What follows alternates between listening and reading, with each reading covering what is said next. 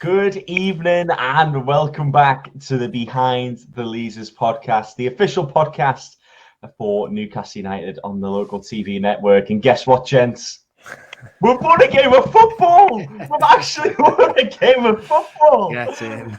Yes, 1-0 against Leeds at Ellen Road. I don't think we thought it was going to come in this game, but it has finally happened. Our second win of the season since, November time? When was the last time we won? December? It was against Burnley, and I don't even know when it was. It's been a long time. But yes, welcome to the Behind the Leazes podcast. It is all five of us today. We've got, of course, myself, Liam. We've got Andy, Adam, Rob, and Ethan. Gents, how are we all today? Happy, very happy. Good. Yeah, mate. I know it's not going to be a very depressing podcast, this one. Adam, you've been travelling about again today. Where have you been today, pal? I've been at Bradford today to watch Newcastle women's play. Thankfully, they won 6-1. So again, Newcastle win the away matches. That's all I seem to know now.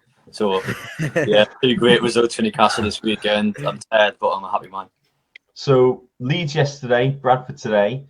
You had a nice time at Ellen Road, though, didn't you? Just explain what you had to do to get a ticket and what the experience was when you got that ticket as well. Well, I couldn't get in the way ticket of the game, so instead of being a normal person and just watch it in the house, I decided to buy a hospitality ticket and enjoy my course meal on my wine and cheese. So, yeah, the experience was great. I did enjoy it, and I mean, we won a game of football. Sure, we scored a win, and the limbs were just ridiculous. And yeah, that's priceless for me, and that's the most important part. We won a game, like you said before, Liam. We'll have won a game, and we've actually got Johnny, who is part of the Leeds podcast on local TV. Just when I thought I escaped the result, yes, the lads are back. But yes, hello, Johnny. Good to have you on the podcast. Hope you're doing all right. We've got Andy here as well. How are you doing after? Hello. A very nice day, a day of celebration as well, after a good win, of course. Yeah, rough. Just got to celebrate every win, haven't you? It's like a birthday or something. Whenever we win, they only come around a couple of times. Well, your birthday comes around once a year.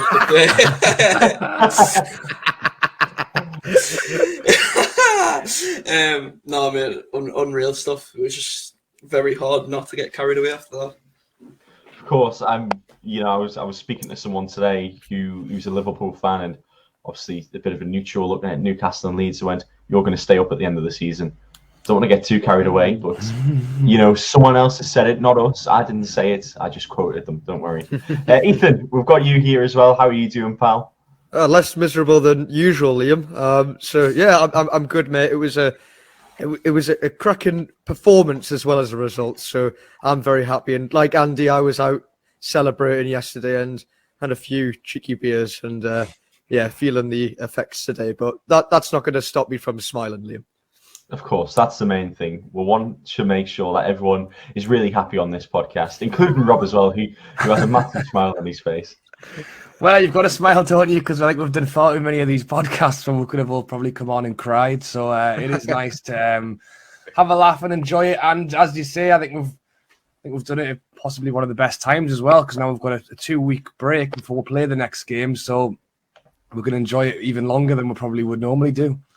Of course, and we are talking about the 1-0 win against Leeds. It was a pretty good game, I think. I saw the highlights. It looked like both teams were performing pretty well. I think each team owned either half, if you get what I mean. So I think Leeds were maybe better in the first half. We got into it a lot more in the second half, and we got that vital goal. Adam, would you agree with that?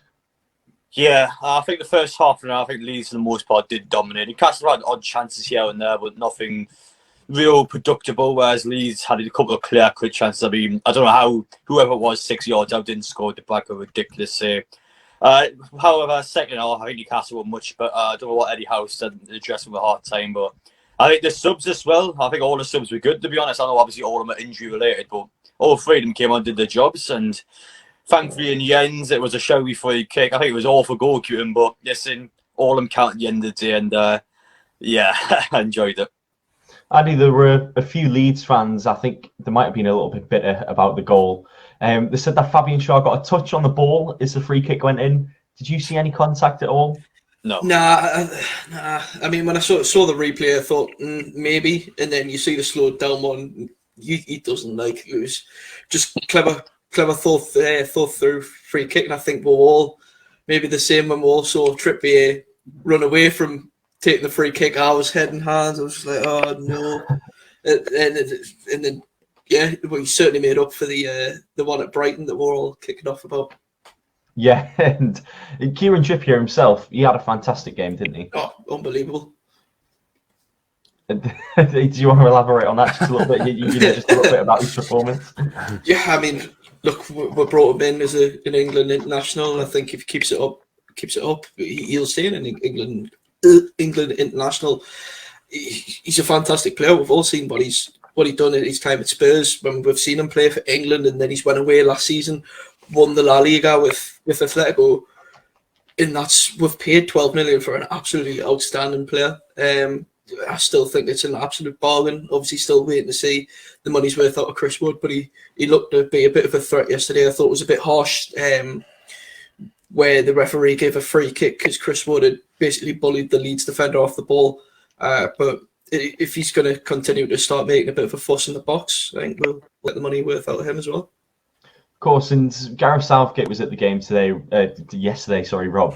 Trippier playing well, Joe Willock playing quite well as well, John Joe Shelby scoring a goal. Maybe it might be time for another player who represents England in the Newcastle squad, not just Trippier, to possibly get a call up. Do you reckon? Or maybe. I think we should walk before we can run with some of them guys, because again, it's as good as it was, and as much as I'll love it and I'll enjoy it, it is still slightly frustrating because we like to pick and choose when we want to play football. Trippier has looked very reliable coming in. I think Shelby, was probably my man of the match for the game. He ran himself so hard. Joe Linton went off, and Sean Longstaff's coming on. I'm going, oh my God, really? I think it's probably the best I've seen him play in a long time. He really ran his socks off. Same with, Dummett. I think Rafinha turned him inside out once or twice, but I think overall he handled them really well. And then Manquillo came on and again just was unbelievable. So, who knows? Maybe we'll see a few more internationals in the future in the Newcastle squad. But if we can keep playing the way we did this weekend against Leeds, I think we'll definitely stand in a better place going forward this season. It's Ethan. When we were doing the preview for this game last week, you said you wanted a new centre-back, a new centre-mid, a new forward as well, and maybe we could get a result. We've not actually signed anyone in the past week, quite surprisingly. We'll get on to transfers a little bit later in the podcast, but, seeing the way that the team played, does it give you a little bit more confidence, let's say, if, God forbid, we didn't get one or two more players in, we might still be okay? No, I don't think I still don't think this team's good enough to stay up, just if it stays the way it is. To be fair, Liam, I don't think I said last week that they'd have a chance of getting a result. I said they'd lose 4-1. I have no idea how they've managed to keep a clean sheet. I think every time you play Leeds, it's crazy. You don't know what's going to happen. So 1-0 is quite a surprising result. But if we just stick with this team, Liam, I think it's still going to be difficult. I mean, it's one match, isn't it? But we've only won 2 all season. Look at the bigger picture. We've only won 2 out of 20-odd games. This team needs improving. But they've got a basis to build off now. I think signing Trippier, Wood's not hit the ground running yet. And if all the lads like Manquillo and Fabian Schär, if they can put in performances like that, of course they can build on that. But I don't think right now this team we should be going, they're playing well now, it's worked a treat, let's not do any more business. Don't be like that. Please get those signings in to make sure. And, there were a few players who stood out in that game. For Leeds, do you think it was just a case that they weren't very good, or do you think it was because the players on the Newcastle side stood out that got us the result? It's got to be a balance. I don't think Leeds were very clinical. Dubravka made an unbelievable save early on, 1-on-1. But I don't think Leeds were clinical enough. Honestly, Liam, I think the credit has to go to the Newcastle players. They worked so hard. Rob saying Jean-Joe Shelby, I remember when people question Shelby if you can work hard enough in a Eddie Howe team, and even the Newcastle in-house reporter asked him that, and he was like, "Really? Don't ask me that. I'm pretty sure I can do a job." And when he played against Leeds previously, he said Rodrigo was a maniac for doing all that running. He didn't understand it, but he matched them. He covered the ground really well. They all worked really hard. And that's what you need to do against Leeds. It's not necessarily you have to have the brains about you. If you match them for work rate, it gives you a chance, because anything can happen in a match against Leeds United. They play crazy stuff. And we've come out on the right side of it. Yeah, it's really, really intense football, isn't it? Adam, with the topic of the way that Leeds play, we have unfortunately picked up a couple of injuries, Joe Linton being one of them. I think Paul Dummett had a little bit of a problem as well. Jamal Lascelles got taken off at one point in the game. You know, we've got a couple of weeks off now. Do you think maybe there might be a bit of an effect on the squad should these players, especially Joe Linton, for example, could be out for a long time? Well, we definitely do need signs, everyone's already said. I feel bad for Lascelles, because obviously Southgate went to the match to watch him yesterday, and now that he's injured, I mean, his England call-up's going to be gone, so I'll let you, Jamal, get well soon. Now, I mean, to be fair, I think all injuries-wise, I'll be honest, I think Lascelles being injured is actually a blessing, because I think Trippier will get the armband for the next few weeks, and he should really be the captain in my eyes. As for the other ones, Dummett, he did have a good game. Mancuso was class when he came on, so I'm not too fussed about him at the minute. I just hope he's not injured for a while, because he seems injury prone. Joe Linton, he's going to be a bad one, because in future weeks when we need that player to drive forward, the midfield at this moment in time, I don't think he can do it. So we need to get some signs in. Thankfully, we seem to be linked with like every midfielder in the world at the minute, so I'm sure something will happen within the next week. We do need signs, so it doesn't matter how many injuries we got in that game yesterday. It doesn't change the question. We need signs in ASAP. The league table shows it. Yes, we're only a point away from fourth bottom, but we need to get ourselves at the bottom three, and to do that, I think we need extra backup. And Andy, just mention what Adam said there about captaincy. Kieran Trippier would probably be, you know, the front runner for that. Would you welcome that in the next few weeks or so? Absolutely. I mean, he's a standout player for us, standout athlete, and they obviously respect him off the pitch as well as on. So I think he would be the perfect choice.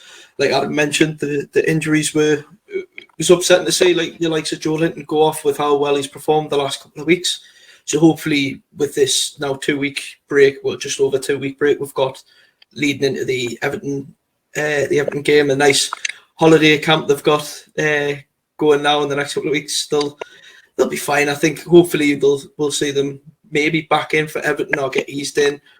But talking of players returning though, I thought Joe Willock yesterday was fantastic. Looked like the player we had on loan from January, and he was linking up really well with Maxi. They were both showing a bit of flair. Maxi looked a bit more interested and was unfortunately denied a penalty, and we'll get more into that later.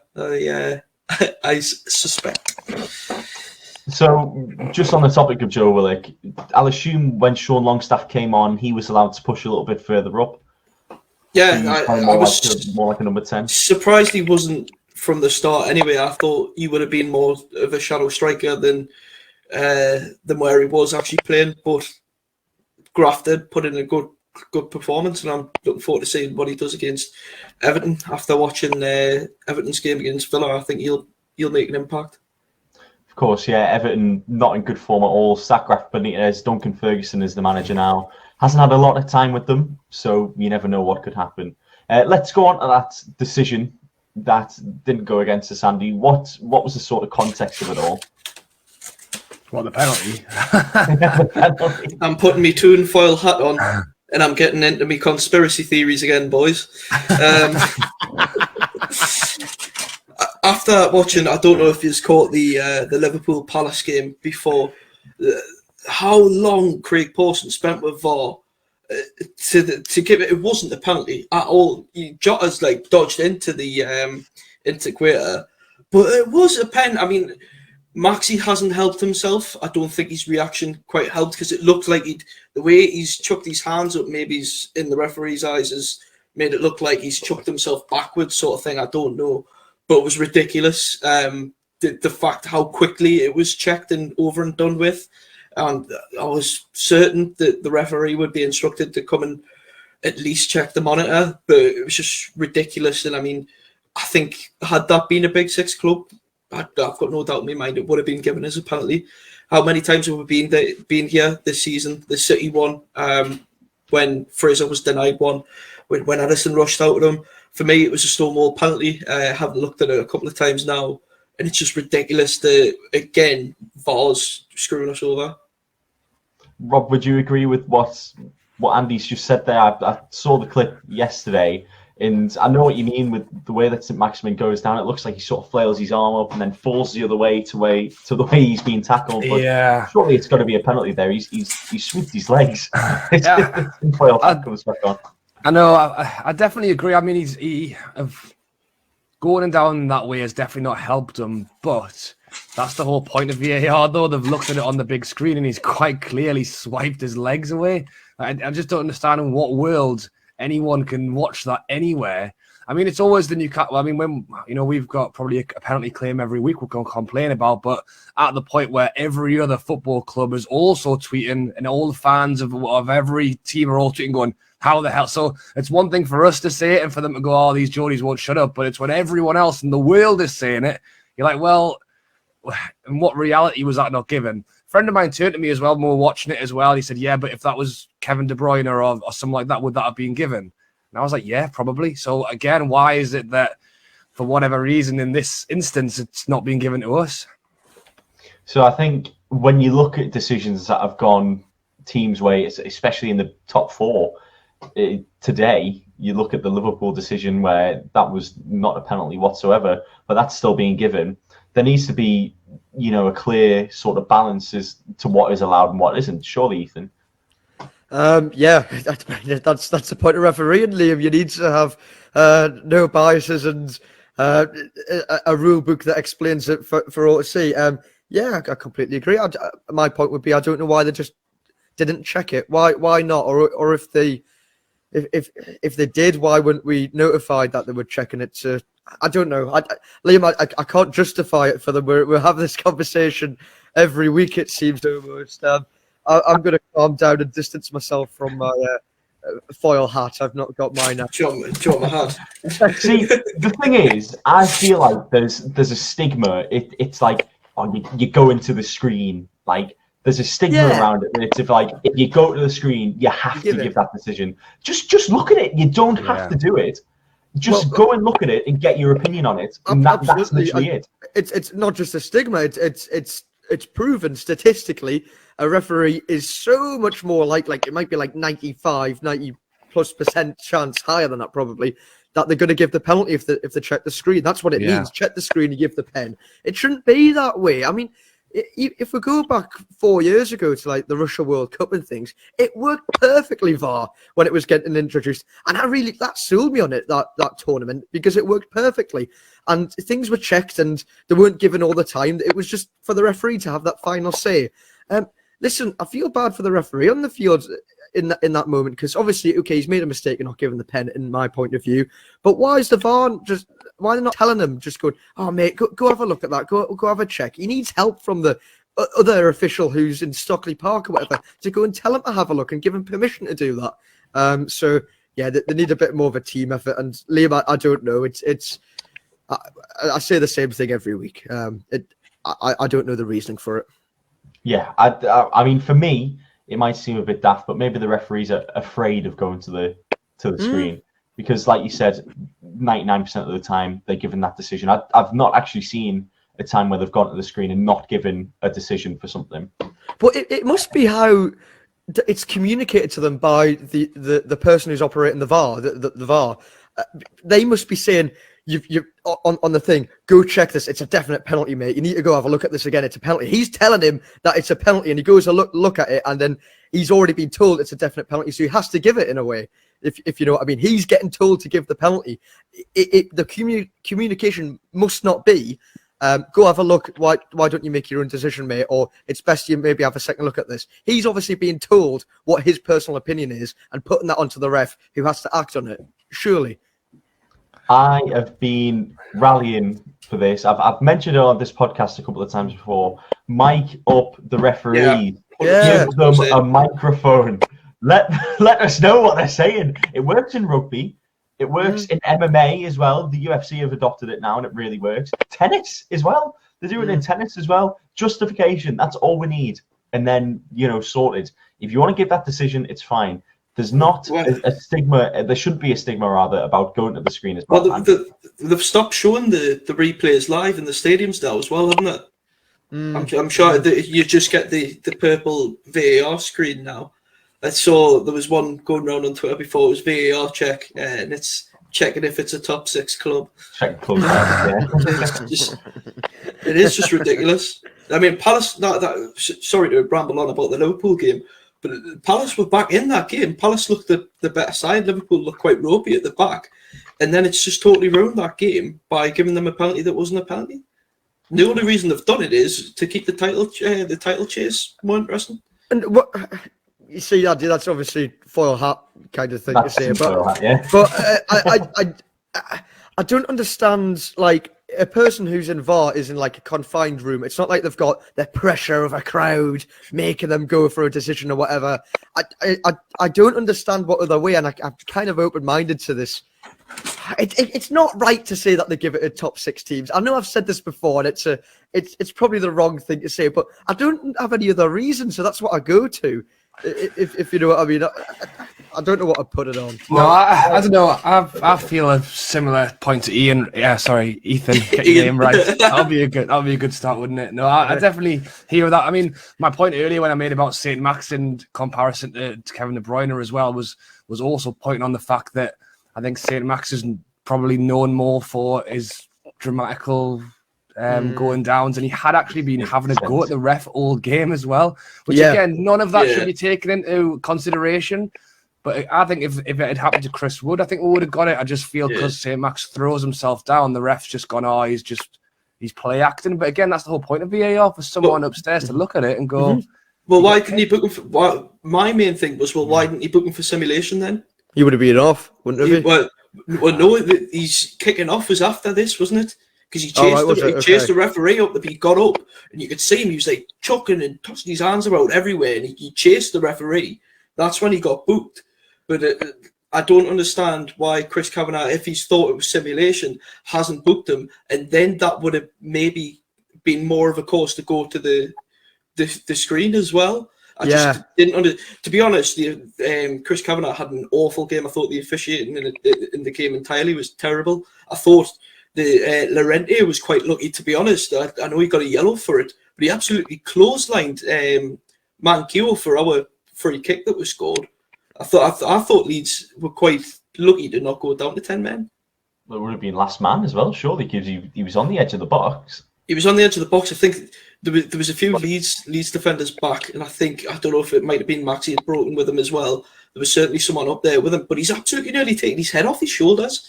So I don't know. I think the majority opinion of Chris Kavanagh's display as the match official yesterday was just terrible. See, you look at different leagues and you don't really hear much about the officiating. You look at big tournaments as well. Let's say the Euros, for example. I thought the refereeing in the Euros was flawless. Apart from maybe he's not sending Chiellini off in the final, it was completely fine. But you go back to it's not funny, I'm being serious here. You go back to the leagues and stuff now. In the Premier League, for example, how has it become so atrocious in the past few months? When they see that these measures are tried and tested, things like VAR, the decisions that I'm sure will happen all over, how come we can't perfect it in the Premier League, which is meant to be the best league in the world? That's a really interesting point about the Euros and that, because looking back, I think the officiating at the Euros was good as well, and it wasn't this conversation every day of VAR, the referees, whatever, which we have in English football. Every week on any punditry show, it's VAR this, VAR that, match of the day, banging on about VAR. But again, like the World Cup that I was saying before, I don't remember any of that. I remember people saying how brilliantly it was executed, the VAR. It was so good. I think it might have had like a record number of penalties at a tournament or whatever, but that showed that they were given the things that sometimes get missed. The conversation of pre-VAR of oh, you should have got that one and call for technology. We got the technology in and it was executed well. And that conversation went away because all the calls, pretty much from what I remember, were correct. But in English football, still, we have the same conversations, especially on this podcast, about Newcastle every week about the same thing, about them messing it up. And the answer, I think, is that the English officials at the FA bang on about of how good they are and that they've got the best in the world. They simply don't, and they're too ignorant to change it. And that's the problem at the top as well. Whether it's, I know everyone brings up Mike Riley or whatever. I don't want to like just blame it all on him or whatever, but it starts from the top and it's the training. These guys are so ignorant at the top saying, we've got the best referees and we pick whoever for what game. They need to realise that they don't have the best officials. That's what they need to do. Sorry, yes. Thanks for the offering of the conspiracy hat. the conspiracy hat. Get that now. Toon foil hat. I love it. Right, gents, let's move on to Triple T, Toon Transfer Talk. This is the segment of the podcast where we talk about weekly transfer news, or the lack of in this case. So, Adam, how about you start off and give us the rundown from what you've seen this week for Toon Transfer Talk, Triple T? Well, in the last 7 days, we've signed 0 players, which I was surprised by. I know everyone here said we're going to sign at least 1 player after the Leeds match, and we didn't do it in the end. Diego Carlos is probably the biggest one throughout the week. I really felt like at one point it was going to happen, but things had just sort of started to disappear a bit, and it just feels like now that if we were going to get him done, he would be done by now. So I don't know what's going on behind the scenes, but I do feel like he's one that we're probably not going to get at the current time. Lingard's known has popped up quite a bit, but as far as I'm aware, that the player wants to come to Newcastle only on a loan, whereas Manchester United only want to sell him permanently. So the club and the player can't seem to come to an agreement. I feel like this one, potentially this week, this one will have some steam towards, and I think Newcastle will try their best to get him. If not, though, Dele Alli is another player that's popped up loads within the last couple of days. It seems like we're going to try and get one of those two on loan. I would say yes to both of them. I think Lingard's definitely the better player, but I mean, we need midfielders. I think both of them definitely upgrade what we have. In terms of our stuff, I mean, it's just what you expect, really, just all sorts of random rumour. A lot of it being rubbish, some of it being truthful. I don't know anymore. It's just that sort of thing that you transfer talks. So we've had a comment come through from Mark, and he says, Lingard or Ali, if we can get either, I'll assume, who would you like to sign? So, Rob, we'll come to you first on that question. Lingard or Dele Alli? I used to really like Dele Alli, but I feel like he's kind of dropped off the pace for quite some time now. I think Lingard himself had also dropped off, but then had what was a fantastic spell at West Ham. And I just think because that's fresher in the memory and because we've seen a bit more of him in recent years, that he would be the one I would go for. But following on from what Adam said there, it depends whether Manchester, because again, what Lingard wants to do is wait until the end of the season and then go on a free somewhere and get a massive bumper contract, probably somewhere abroad or whatever. So he is not going to sign for us, I don't think, full time. He's not going to sign a contract there. And it's really down to Manchester United and whether they go, right, okay, we'll let you go on loan because we don't want to pay you. Like, if we're not going to get anything out of you, we may as well not have to pay you wages for the next 6 months. But Ragnick's come out and said he would be happy to see him stay because, again, that's another thing that I think is going to hinder us with these loans for either of those players is all of the COVID situation. People want to keep as many players as they can just in case. But at the same time, I mean, at this point, I'd take them both, to be honest. I know we've not seen Dele Alli, but again, we need help. We need backup. Even if he comes in and he's not that great, I think there's definitely a player in there somewhere. Whether we can find it for him, I don't know, but it's definitely worth a go, I'd say. Without a doubt. And Ethan, would you agree there? Would you have Dele Alli or Jesse Lingard? Yeah, I mean, I think that the point's interesting of Lingard's had that year at West Ham where he got into form and he's definitely the more desirable player. But what's not to say that Dele Alli's move to Newcastle on loan could be like Lingard's to West Ham. That could rejuvenate him and give him that chance. But obviously based on form of recent years, it's got to be Lingard, the preferred player. Dele Alli's probably still an improvement. It gives us some of the other options for creativity. We're not scoring loads of goals at the minute. So, I mean, why not give it a go if it's a loan deal? So I'm open-minded to both, Liam. You're open minded to both. I think I do agree. I think I prefer Jesse Lingard though, just because in terms of depth on the wings, things like that, we're kind of lacking in a way. Andy, which one would you have out of the two? Definitely Jesse.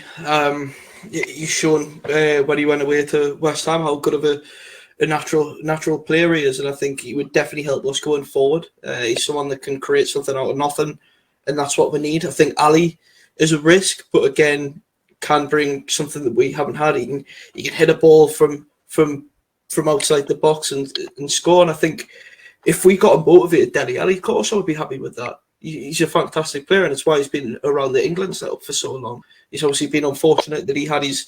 I don't think Mourinho was ever in favour of him when he certainly came to Tottenham, and then he's had a bit of a falling out of the hierarchy of Tottenham since. So I don't know. I think Jesse certainly, and I would love it to be a permanent deal. And to be honest, I would be surprised if Jesse hasn't joined the squad in Saudi Arabia by the end of the week.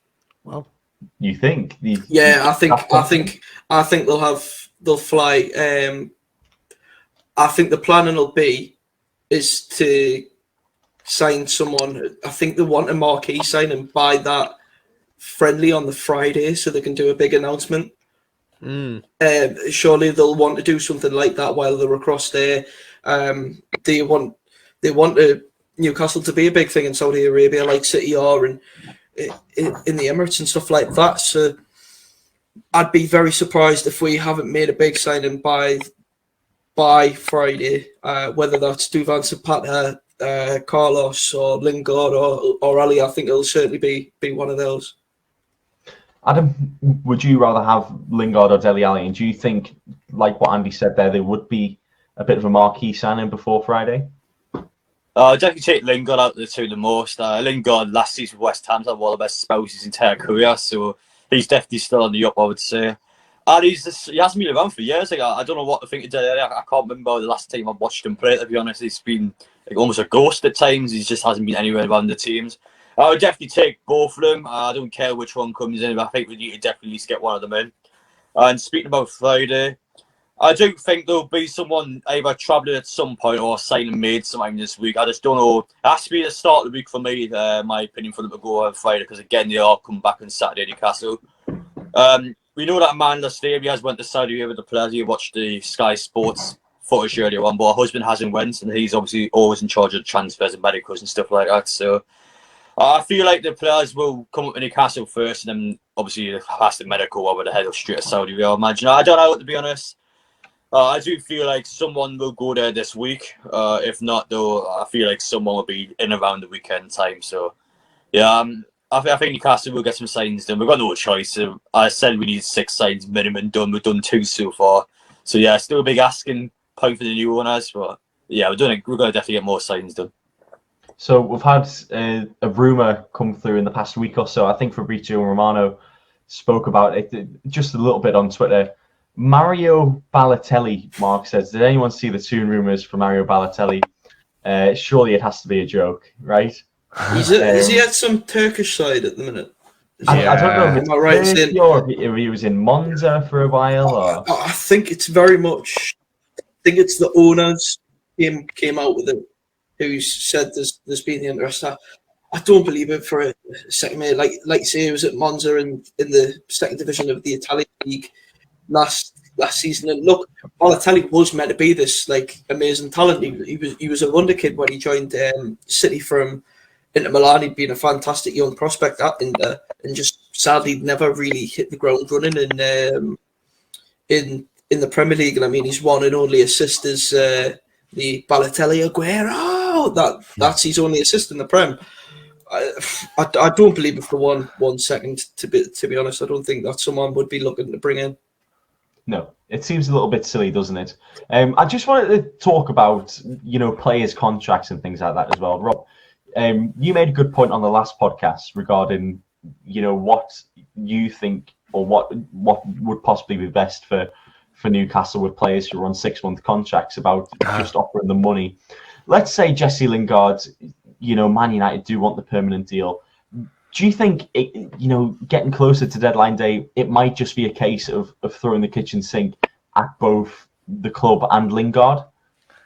Well, I definitely do. Well, I hope that Adam and Andy are right, and that we will have a transfer literally in the next 48 hours, because I do think leaving everything till the last second of the window is not going to be ideal. But I do also think that even if we do bring in one person maybe in the next couple of days, I still think they will throw the sink at it in the last couple of days to try and bring some players in. And Jesse Lingard could be one of them. The only thing I think winning the Leeds game also, it helps us in the league table, but I think it also helps us in this January window as well, because people who are questioning whether Newcastle are going to still be here in the Premier League and do they want to take that risk or should they not, I think players will go, well, you know what, they had a good game there, and with one or two signings, maybe they'll be okay. So that was a big one. With Jesse Lingard, though, I just think that he already has interest from West Ham, Spurs. Again, I think he'll have interest from probably all over the world as well. And even if we said to Manchester United, look, we'll give you 30 million for him, I think Jesse Lingard will go, well, no, I'm going to sit on the bench and do some TikToks and then go to who I want in the summer. So I don't think it's how much we offer Manchester United. I think it's the fact that he wants his bumper contract. Like, he'll come and sit on loan with us for 6 months because it's better than doing nothing, and he wants his England spot. But I think in terms of his actual career, later in his career now, he wants to go somewhere and do what Aaron Ramsey did and get 400 grand a week from somewhere. And I think we'll probably offer him a basic pay of 100 grand, and he'll probably want 4 times that. So there you go. You muted. I am on mute. It's been a long time since I don't know. I completely get what you mean. You never know, though. I'd like to think. You don't know. I'd like to think I'm wrong, and I do agree. I think if we offered Manchester United 10 to 15 million, they may well just go for it. But it's trying to convince Lingard that he wants to spend another 4 years here. And again, if we do stay up and in 2 or 3 years' time, maybe we could be where we want to be. It's on him whether he wants to take that risk or just go straight to Spurs, who are already in the top 4 and playing Champions League anyway. So yeah, I completely get it. And I think even when you look at £15 million for a player like Lingard, who's English for one, that helps with squad registration. Yeah. And 6 months left on his contract. The player of his quality, 15 million's nothing. West Ham were going to try and buy him for 30 million earlier in the season. So wage means nothing to us now. Yeah. With financial fair play, the sponsorships that we're going to get. Let's move on though, gents, to the trip to Saudi Arabia that Newcastle are having. So it's not uncommon for teams to go on little holidays or breaks. It's not like they're just going away and just enjoying the sun. They are going to be training. They're playing a friendly at some point as well. I think it's about Friday afternoon. They're going to be playing a friendly against one of the Saudi Arabian teams. Ethan, do you think that could be a bit more of a common occurrence now that we've got the new ownership in, the trips to Saudi Arabia, different countries? Oh, yeah, I think so. I don't know how far it'll go in terms of how serious it gets in terms of it's a PR stunt. I think, Liam, it's just to get the players over there, shake a few hands, try and get a few more fans out there. But yeah, I'm absolutely fine with it. If it becomes a bit of a regular occurrence, that's okay. We've got a couple of weeks of Newcastle not playing, so yeah, why not go somewhere, play a friendly match? It doesn't bother me too much at all. And Andy, do you think it's important that we are still playing a friendly whilst we're going away as well? Yeah, I mean, it's the FA Cup weekend next weekend, isn't it? So we want to still be match fit going into the Everton game. But I think it'll be a big thing for us, I think, to get the exposure across in Saudi. I think I've seen today the CEO of Gulf Saudi is now on the board at the club. And I think Gulf Saudi has been heavily rumoured to take over as our main sponsor. So I don't know if something like that will get announced while we're across there. I suspect next week there will be some quite big things, developments off the pitch, I think, for the club to do with Saudi and PIF. So I'm excited for the week ahead. It'll be interesting to see what comes of this hot weather training, because I don't think we're ever going to get the same kind of weather in Tyneside as they do in Saudi Arabia. But it's a PR stunt, really, isn't it? That's why they're across there. Well, it's more of a business thing than the football. Well, yeah, it is. Yeah, it it's is. not about the football at all. The players getting a nice holiday away for a week and getting some exposure across there. Like I said, like I mentioned before, their owners will want the club to be big over there. The main thing is they want more tourism and more exposure for Newcastle United. So I think that's what this week's all about. And then we'll come back weekend after, Everton at home, hopefully in high hopes still, and go and beat them as well. I'm confident we can get 3 points when the Toffees visit the Tyne. Yeah, and like we said as well, it's uncommon that Newcastle have been on these trips before. Maybe it's not business trips, but little sort of training camps away to different countries. Under Rafa, they usually go to Real Madrid, train for quite a bit, for like a couple of weeks when they're out of the FA Cup, quite ironically. Adam, do you think it's a good thing that they're going to Saudi Arabia for a couple of weeks, or do you think they should have just stayed in Newcastle? No, I do think it's a good thing. But for a start, they're going to be in state-of-the-art training facilities, which is going to be a slight upgrade in what we have in Benton. The team itself, again, it is a PR stunt. I think going there is going to get a lot of commercial deals done. I think media-wise, there'll be loads of newspaper articles and all sorts like that in Saudi Arabia. I think they really will push this one out. For the club as well, I have a friendly match on Friday. It's going to be good for the team, especially coming off that win against Leeds as well. It's more just a team bonding session as well as more than anything. The team will be able to get know each other a bit more, just enjoy themselves abroad. I mean, I don't think they deserve it, to be awful honest with what I've seen this season, but hey, I'm not a bad person. Have a week off, come back and win some more games, hopefully. But on a positive note, though, I think commercial-wise for Newcastle will be good. I do think new sponsorship deals will come around at some point. I don't know when, but again, as we said earlier, the guy from the Saudi Gulf or whatever it was, I think he help the team out massively. It just means we've got more money to spend in future transfer windows, which is another big positive. I know you like to follow Newcastle United wherever they go. Do you not fancy going to Saudi at any point this week? It's behind closed doors, this one, so no. If people are messaging me, no, I will not be going to Jeddah this week. There you go. Heard it here first. Rob, there's talk of different announcements that could be made, maybe to do with sponsorships, players as well. Do you anticipate any announcements at all, or? I mean, the guys make a great point on the sponsorship stuff. I think that hadn't really crossed my mind on that side of things, but I think that could well be it. Have the players out there all lined up in a row wearing their new Saudi Golf T-shirt. I think that could well be be what it is. I mean, I'd much prefer it if it's what Andy said and that it's actually because we're bringing a new signing in for Friday, but. Similar to what Adam said, I mean, it's like a 10-hour journey over there. If we're signing them on the Wednesday, it's a long way to send them for 2 days to come back again. So unless they've literally got it lined up secretly to go through tomorrow, I think it could be a long journey to go on the Wednesday, shout them out on the Thursday, and then home on Friday. But no, we'll see. I mean, I think it's a good thing that we won this weekend, because I think there will be a lot more people asking questions if we'd lost and then celebrated with a trip to Saudi Arabia.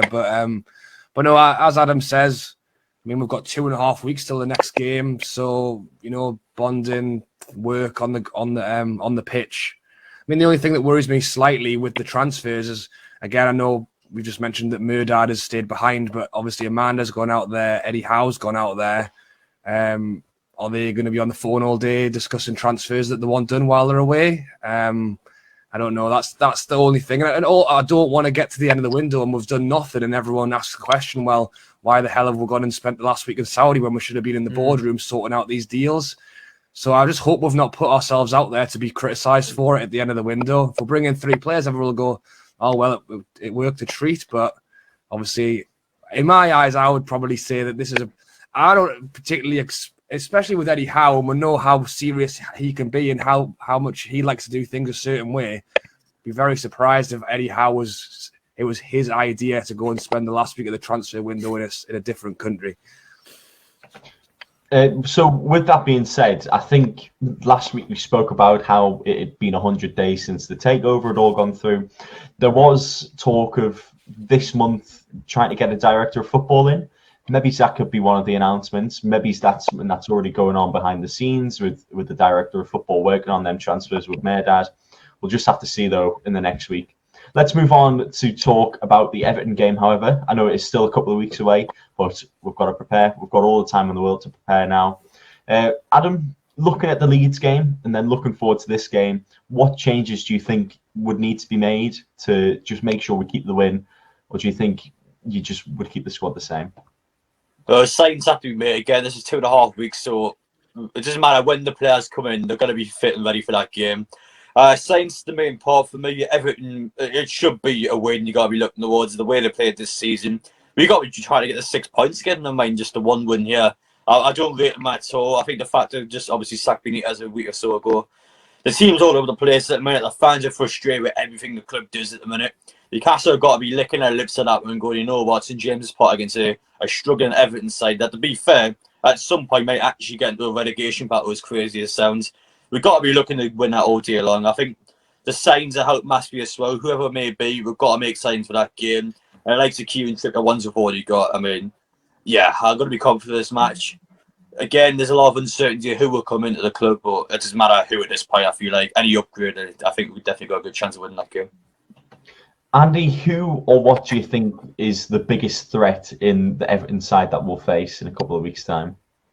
I don't want to sound ignorant, but I can't really pinpoint anything that's a threat in that Everton side. Obviously, Calvert-Lewin's a fantastic talent and can spring up at any point, but watching them yesterday, they just look hopeless. They do. They look like a team that's very much lost their soul, and just the ground so to be honest, mate, they'll probably be looking forward to not playing at Goodison Park. It sounds so toxic and just kind of like peak Ashley era at the minute at Goodison Park, and it must be horrible to play in front. So I imagine they're quite looking forward to playing away and having the fans up all the way up in the high heavens. So they'll probably be thankful for. But to be honest, if we play like we played yesterday, I think we'll run them all over. Given the injuries we suffered yesterday, they aren't severe. Everton just look like they're losing it and don't know where to pick up. I think they're going to need, to be honest, I think the wisest thing that club could do is bring in someone like Sam Allardyce now. That's where they are. They've got none of the players are particularly special. The fan base seems in turmoil with the club, and Calvert-Lewin, he's just came back from injury. Didn't really show a good showing yesterday. Pickford showed that his arms again are too small. With when Diaz flicked header, he got a hand to it and just chucked it over Townsend's head. But they just don't look anything special. And look, I don't want to be eating me words when it comes around to the ninth on the 8th, but they just looked rubbish. Like Gerrard looked cocky coming off at half time because I think he knew he had the job done, to be honest. Yeah, to be fair, I do agree with you. I think there are still some strengths in that Everton side. You know, you look at Richarlison, Calvert-Lewin, they can be really clinical at times, but it's at the moment it's just not how it is. Well, it's the attitudes, mate. You can see the attitudes of the players. They're like getting frustrated about anything. I mean, Pickford looked like he was losing his head, and I think Everton do.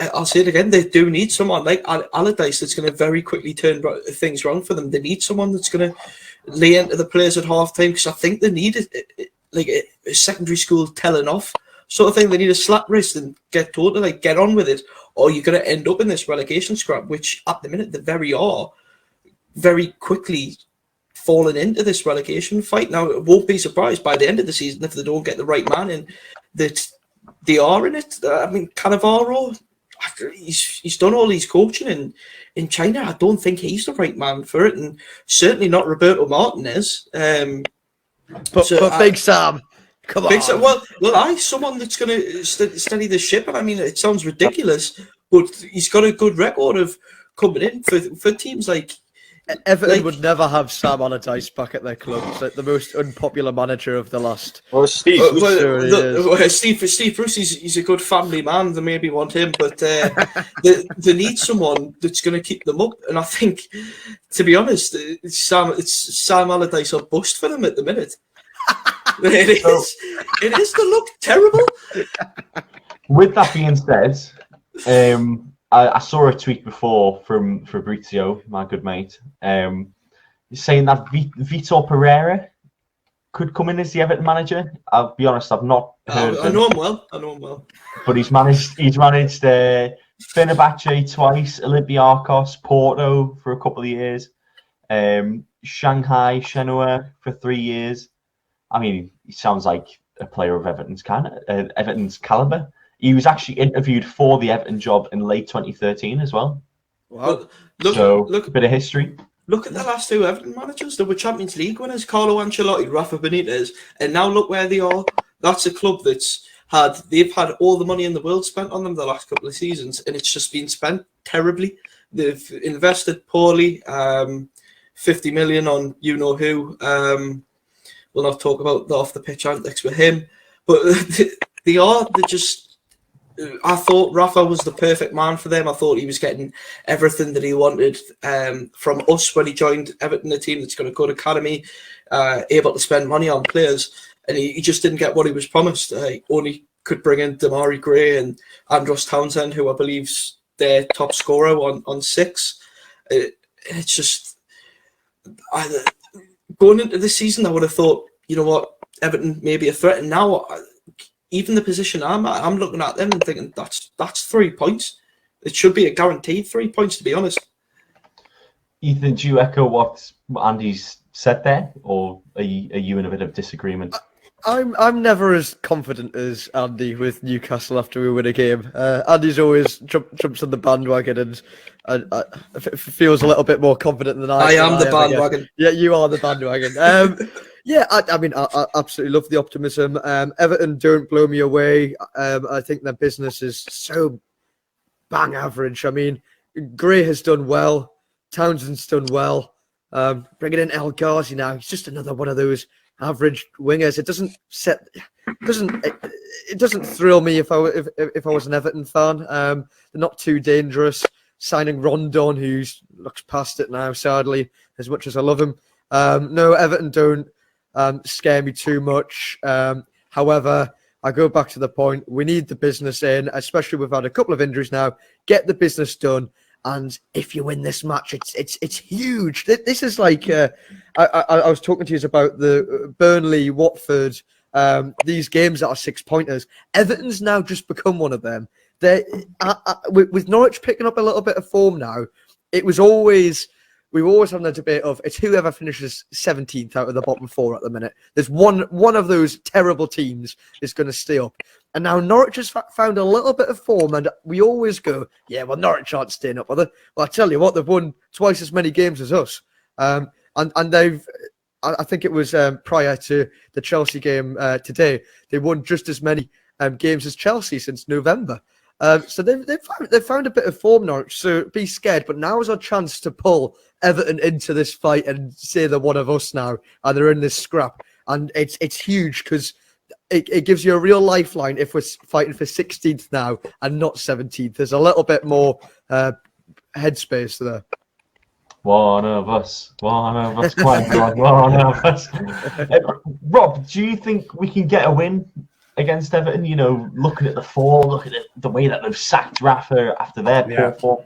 One win, or I don't think they actually have won since September. It's been a while. I know that. No, we definitely can get a win in that game. I think. I actually feel, talking about Everton's strengths and weaknesses, I think sometimes we are our biggest weakness. As I say, you just don't know what team is going to turn up. I'm hopeful that we've beaten Leeds, we've gone away, we're going to hopefully have a few more signings in. The confidence is going to be there after winning the last game, and that we'll go into this one and we'll put in a good shift. But again, similar to what Ethan's saying, is I still go to the game knowing that it's Newcastle and that we could easily just not bother turning up that day. I think one thing that is slightly annoying as well is, as you mentioned, they were totally useless under Rafa Benitez and they had to sack him just before they played against us. So by the time we play them, they could well have the new manager and they could have a new manager bounce first game back to play us. Could they not have kept Rafa for one more game? That would have been nice, wouldn't it? But well, I think they called him Agent Rafa, didn't they? Yes. So yeah, I think again they've got some decent players, and obviously started the season well. It obviously didn't last very long, but I think Townsend is a decent player. I think Calvert-Lewin, Richarlison are all good players, and I do worry that if they bring a new manager in the week before we play them, that they might step up their game, knowing that they've got to impress the new man, and that could be a worry. But no, we've got 2.5 weeks to go. Hopefully, we'll see a few more players beforehand and get the job done again.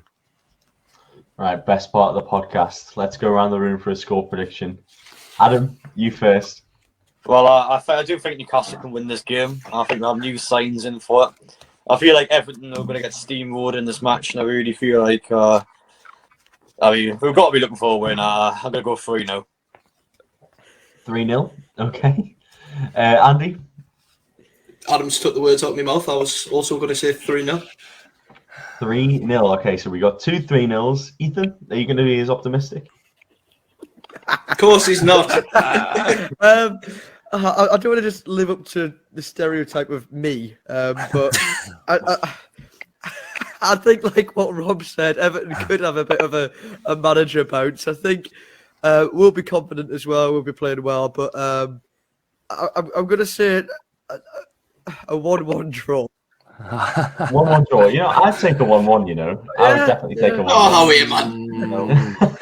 Come on. No, I would just against Everton. Yeah, going into the Leeds game beforehand, I kind of said, I think a draw would be a decent result. But Trippier's come out and said it himself in his interview. We can't keep drawing. We need to win games. So I really do hope we'll go for it. I think for my prediction, my only worry is, and as much as Chris Wood has put himself about and he's trying to do what he can, we're just not creating chances. Like, we're scored from a free kick. I think we'll struggle to score 3 unless we bring a new striker in the next week. So I will back the win, but I'll go for a 1-0. Because Michael Keane will be like our second striker and probably score okay. goal. Oh, Pickford as well. There you go. Pickford can't play at St James's, man. Pickford can't play at St James's. That's exactly, yeah. It's a good point about Pickford, to be fair, because he always loses his head when he plays Newcastle. I mean, imagine how the atmosphere is now. He'll hate it, man. Pickford won't be able to play. I'd be surprised if he plays. I'd honestly think he'll play someone. He'll play, but I don't think his head will be on the pitch.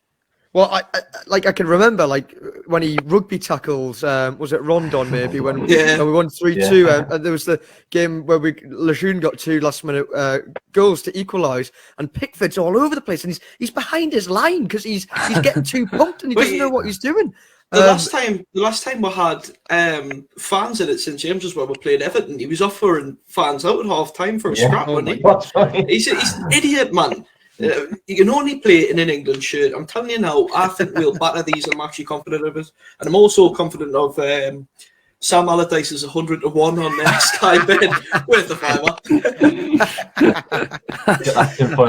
Also, same odds as Zinedine Zidane and Tony Mowbray. He's in good form. Wow. Good manager, isn't he? Yeah. So you said 1-0, Rob. Sorry. Yeah, I did, yeah. So 1-0. So we've had 3-0, 3-0, 1-1, 1-0. I'll say 2-1 to Newcastle United because I'm going to be on that. Not with the mass amounts of confidence as Adam and Andy have, but I've got a bit of confidence. We should tally up our predictions on the podcast to see how many we get right every week, like a table. Well, from now, Adam guessing 4-0 wins every week. 5-0, 7-0. I think Andy gets 8-0 once against Brentford or something. I was getting carried away then. You don't say. Get a new takeover, new manager. 5. Brilliant. Right, gents, that's all we've got time for this podcast. It's been another cracker. We'll be back in maybe a week, maybe in a couple of weeks, to talk about that lovely little break we had, and of course for the deadline day. It's coming. Is it next Monday? It is next Monday, I think. Will we have our yellow ties on? Well, we'll all be doing our best. Get rid of them. Well, if they've got rid of it, it could become our thing now. It's no longer copyrighted. So yeah. Or maybe it's for local team. It'll be be orange ties. Ah, okay, orange tie. Okay, okay. Everyone, get your Jim White impressions ready for a couple of weeks' time as well. And your tinfoil hats. And your tinfoil hats and all. We've not signed anyone. Gents, it's been a pleasure. This has been the Behind the Leazes podcast. We'll be back next time. See you later. See you later. Bye.